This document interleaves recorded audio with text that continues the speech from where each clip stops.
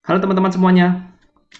Ya, kita kembali lagi di video investasi dan bisnis. Hehehe. Ya, sudah lama kita tidak bertemu di video ini. Ya, kebetulan saya lagi punya waktu, pengen ngobrol-ngobrol, sharing-sharing. Ya, banyak yang bertanya kepada saya ya tentang orang ini. Ya, tentu Anda udah tahu udah siapa dia ya. Lagi rame katanya di Indonesia orang yang namanya Indra Kents ini. Lalu kemudian katanya dengar-dengar dia udah tangkap polisi, mau dimiskinkan.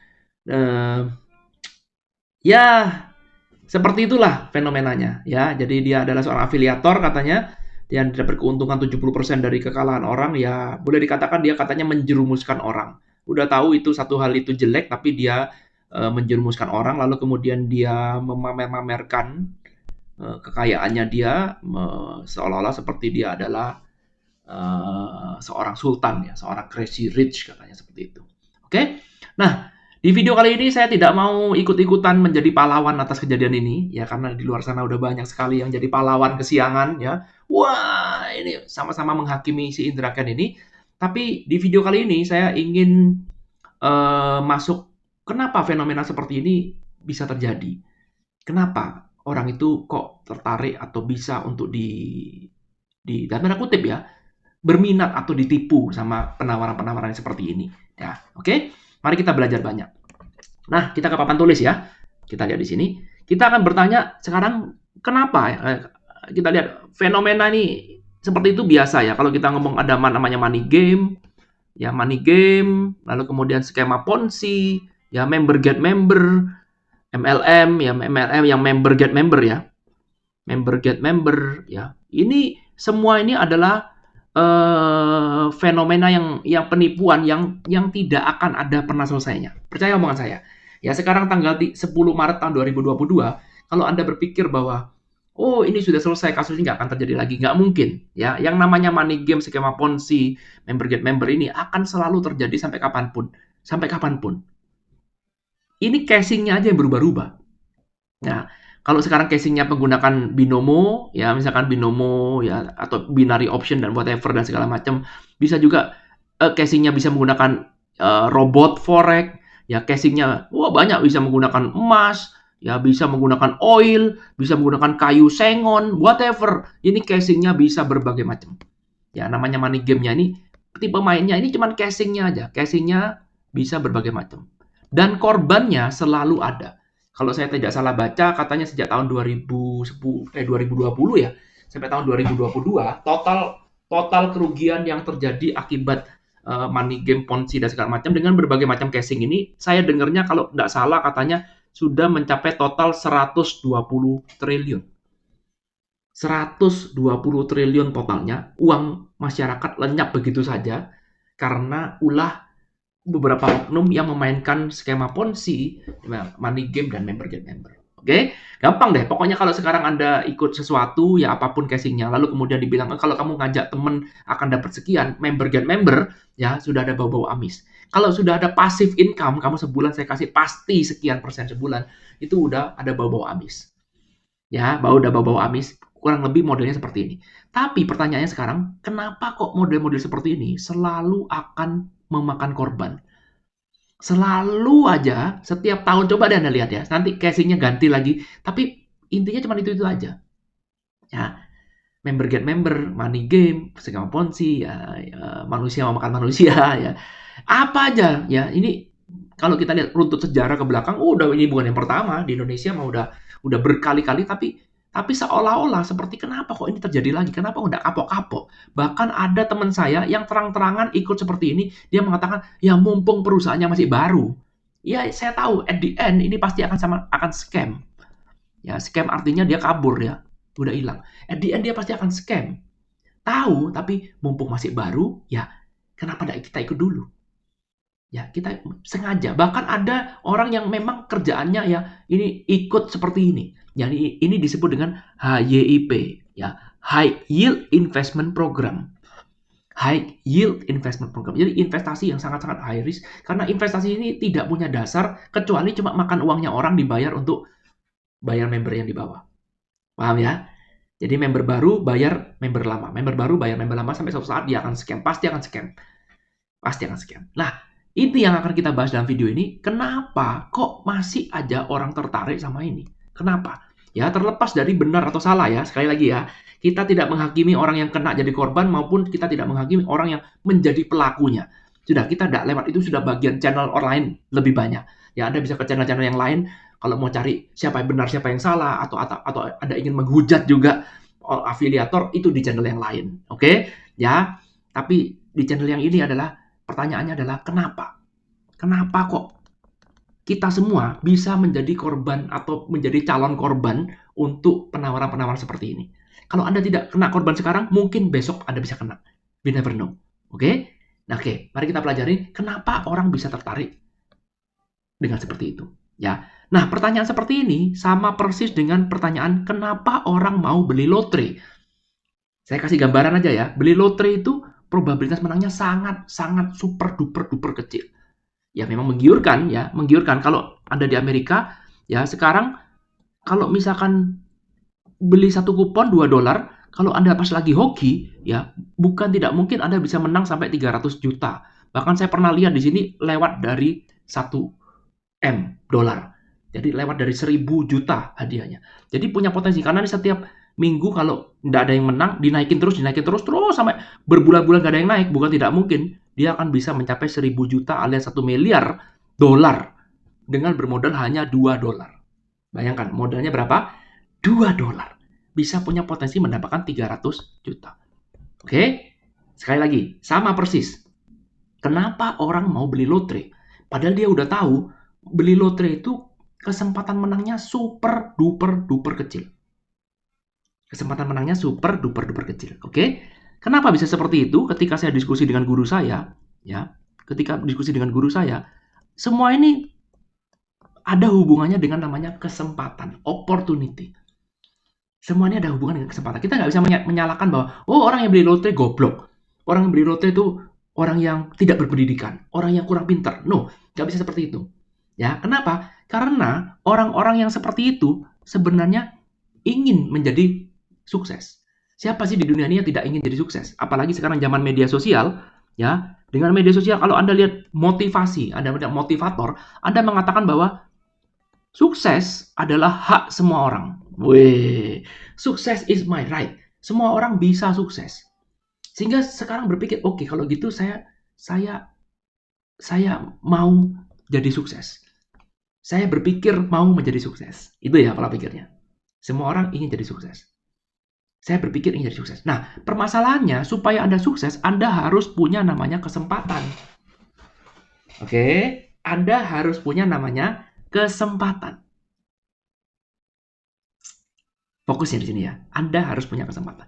Jadi artinya kalau misalkan sekarang saya ini cuma orang biasa, lalu kemudian saya bermimpi ingin menjadi misalkan seperti siapa orang kaya, misalkan Bezos yang Bezos itu gimana gini ya, sorry ya kalau salah tulis ya.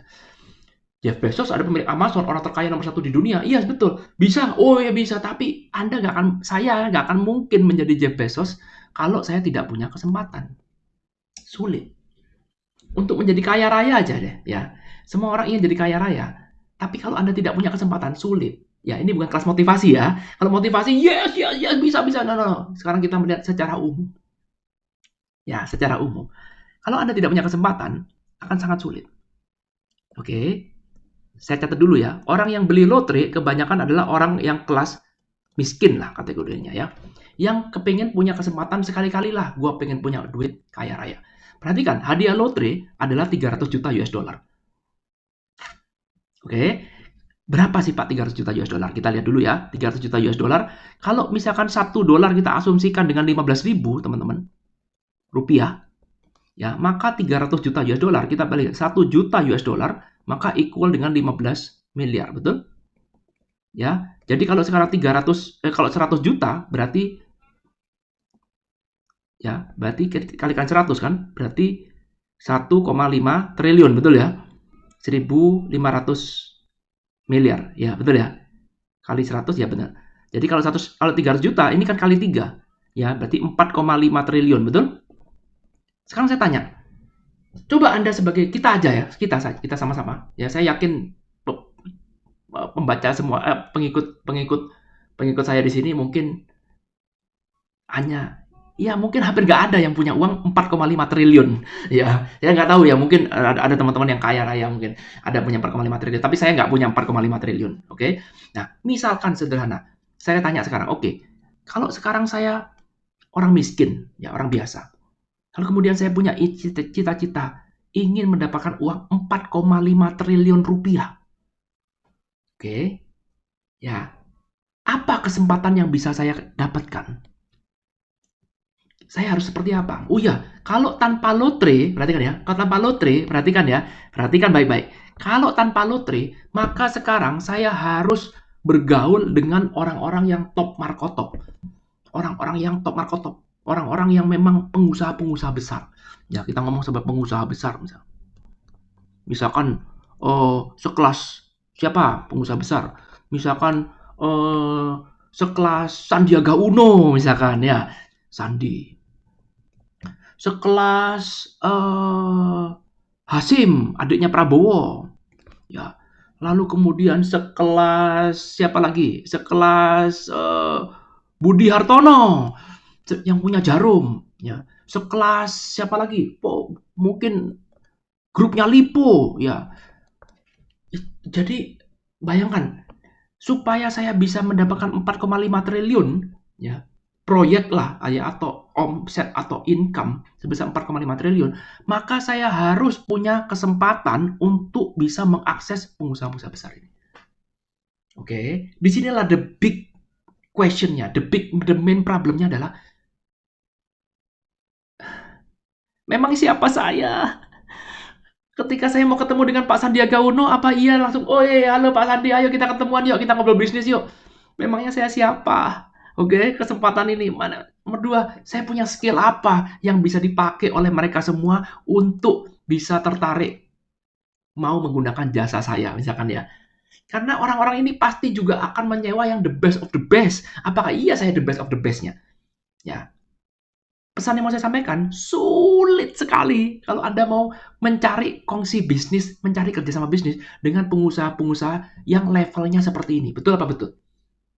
Oke, ya. Sehingga sekarang boleh dikatakan Anda tidak punya kesempatan apapun untuk mendapatkan 4,5 triliun ini. Sulit. Sebagai orang miskin ya, sebagai orang miskin.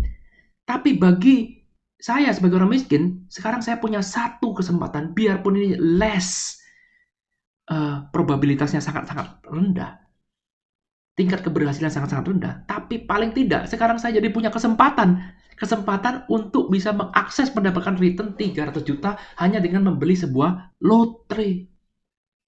Oke, beli lotre, ya paham ya? Membeli sebuah lotre, meskipun saya tahu ini peluangnya sangat kecil, mungkin saya beli terus seumur hidup belum tentu saya bisa menang. Tapi tiap kali saya punya duit, siapa tahu saya bisa menang.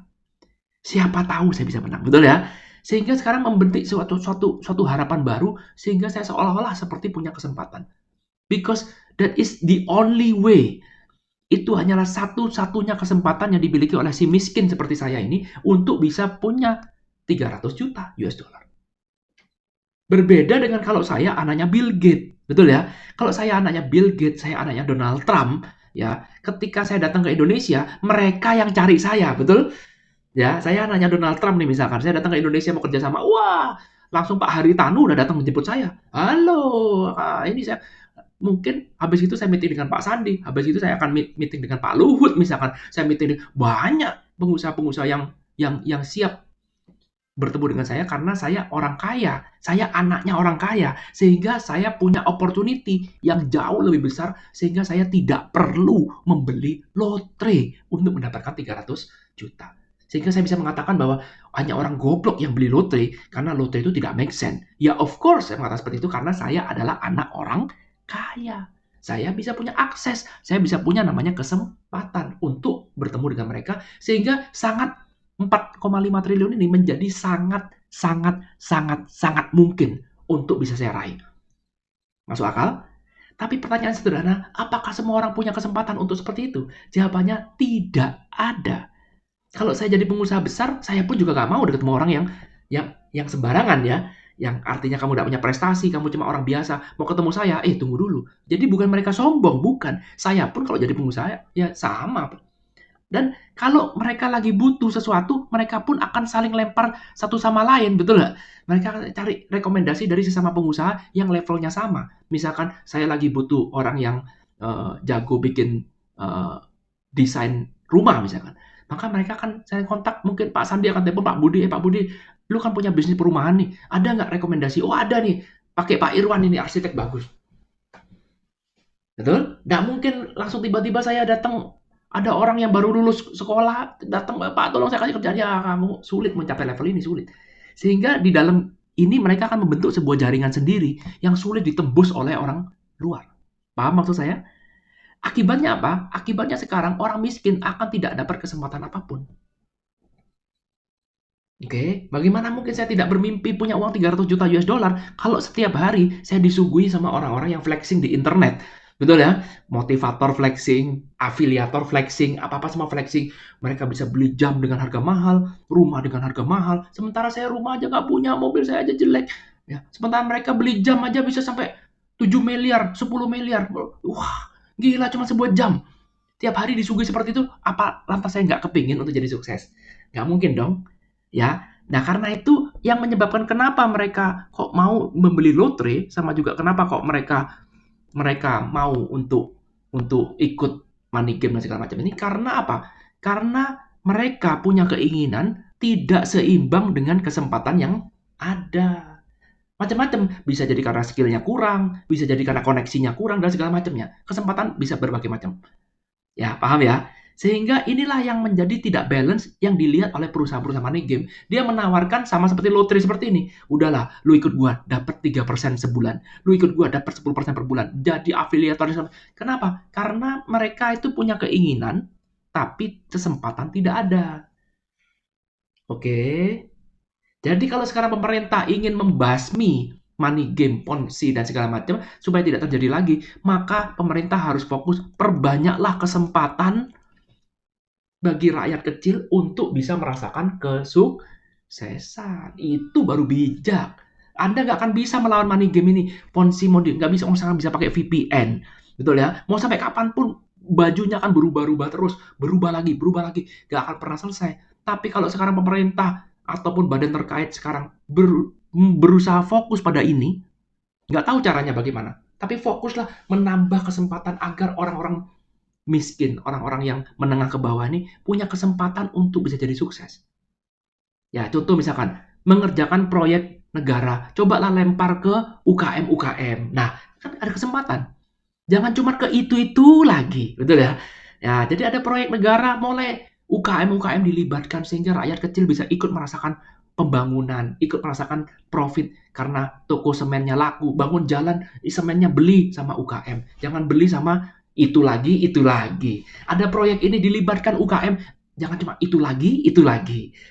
Ya, sehingga pemerataan itu akan terjadi. Pemerataan apa? Pemerataan kesempatan. Bukan uang dibagi-bagi, bukan. Tapi kesempatan yang dibagi-bagi sehingga orang yang mau berusaha, orang yang mau kerja, orang yang punya skill dikasih kesempatan untuk berperan dalam proyek. Ya, bukan bagi-bagi uang. Kalau bagi-bagi uang nggak ada guna itu. Dikasih kesempatan, perbesar pendidikan, bagaimana caranya? Nah itu caranya melawan, bagaimana caranya melawan